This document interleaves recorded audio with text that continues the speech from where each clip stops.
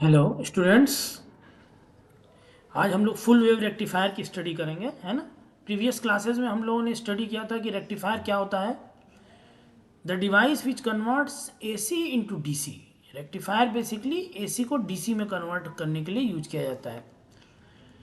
Half wave rectifier क्या होता है? जो इनपुट एसी सिग्नल का सिर्फ हाफ साइकिल के लिए आउटपुट देता है, वो रेक्टिफायर जो कि आउटपुट सिर्फ हाफ साइकिल के लिए देता है, इनपुट एसी सिग्नल के सिर्फ हाफ साइकिल के लिए आउटपुट देता है, उसको कहते हैं हाफ वेव रेक्टिफायर। मतलब सिर्फ पॉजिटिव साइकिल के लिए आपको आउटपुट जब मिलता है, निगेटिव साइकिल क्लिप हो जाता है, कट जाता है, तो उसको हाफ वेव रेक्टिफायर कहते हैं। फुल वेव रेक्टिफायर में क्या होता है? पॉजिटिव और निगेटिव दोनों साइकिल के लिए आपको आउटपुट मिलेगा। ये इनपुट ऐसी सिग्नल है जिसको हमें रेक्टिफाई करना है। अगर ये फुल वेव रेक्टिफायर है, फुल वेव रेक्टिफायर,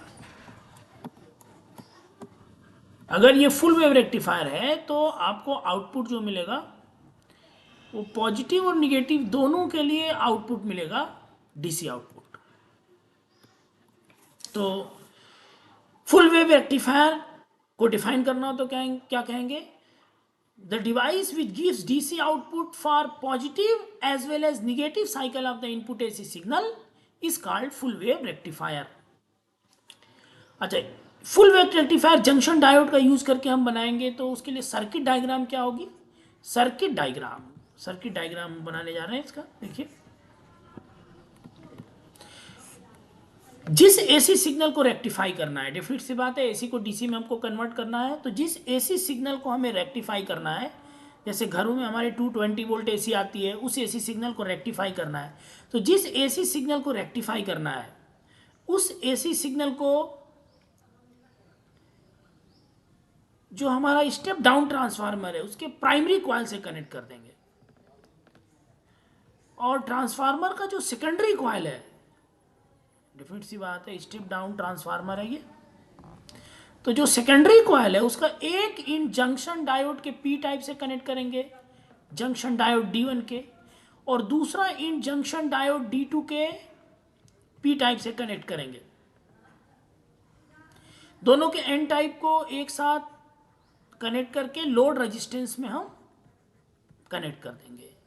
ये लोड रेजिस्टेंस का P इंड है, ये लोड रेजिस्टेंस का Q इंड है।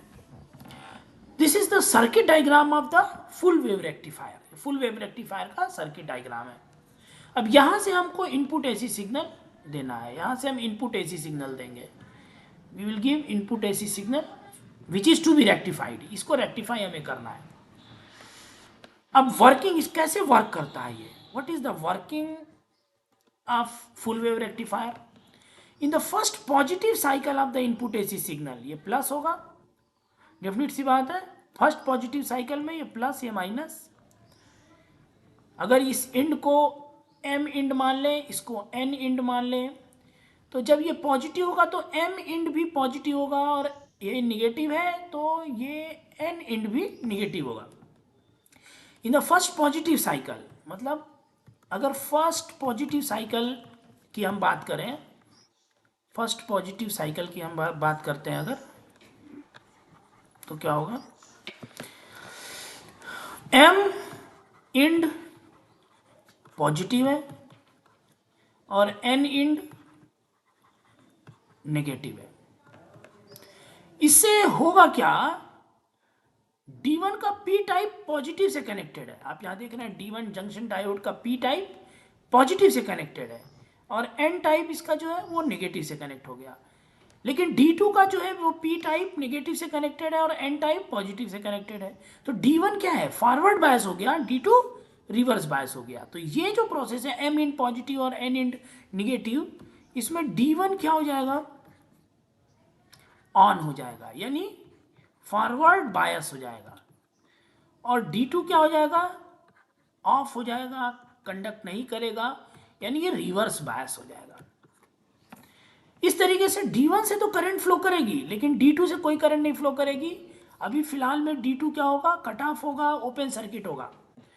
तो D1 से करंट फ्लो करेगी फर्स्ट पॉजिटिव साइकिल में P से Q की तरफ। जैसा कि आप देख रहे हो।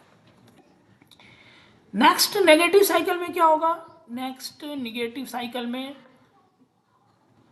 देखिए एम इंड, देखिए नेक्स्ट नेगेटिव साइकिल में यहाँ पे ये एम वाला इंड है, ये एम इंड, एम इंड अब हो जाएगा नेगेटिव और एन इंड जो हो जाएगा ये हो जाएगा पॉजिटिव। तो in the next negative cycle M end